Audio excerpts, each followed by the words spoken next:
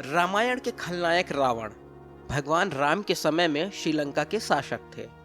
वे भारत में हिंदुओं के लिए एक दानव हो सकते हैं, लेकिन श्रीलंका के लोगों के लिए वे एक महान राजा थे।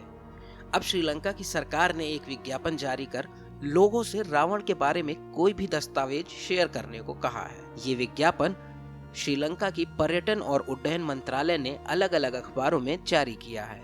विज्ञापन में लोगों से अनुरोध किया गया है कि वो राजा रावण से संबंधित कोई भी दस्तावेज या किताब शेयर करें, ताकि सरकार को पौराणिक राजा और खोई हुई सांस्कृतिक विरासत पर एक महत्वाकांक्षी रिसर्च करने में मदद मिल सके।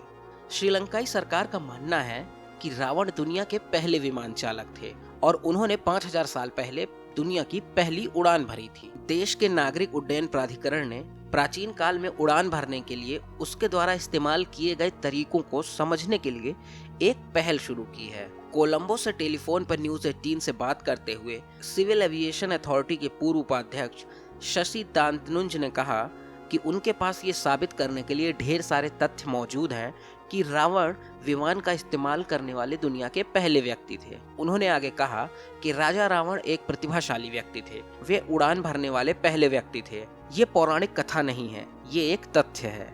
इस पर एक विस्तृत शोध किए जाने की आवश्यकता है। अगले 5 वर्षों में हम ये साबित भी कर देंगे। पिछले साल नागरिक उड्डयन विशेषज्ञों, इतिहासकारों, पुरातत्वविदों, वैज्ञानिकों और भूवैज्ञानिकों का एक सम्मेलन कटुनायके में आयोजित किया गया था। सम्मेलन में निष्कर्ष निकाला गया था कि रावण 5000 साल पहले श्रीलंका से आज के भारत के लिए उड़ान भरी थी। श्रीलंका में प्राचीन लंका के राजा के बारे में इन दिनों लोगों की खासी रुचि है। श्रीलंका ने हाल ही में रावण नामक उपग्रह को पहले अंतरिक्ष मिशन के तहत भेजा है। श्रीलंका में कई लोग मानते हैं कि रावण एक दयालु राजा और विद्वान थे। वहीं कुछ भारतीय धर्म ग्रंथ भी उन्हें महाब्राह्मण के रूप में वर्णित करते हैं, जिसका अर्थ होता है एक महान ब्राह्मण या एक महान विद्वान।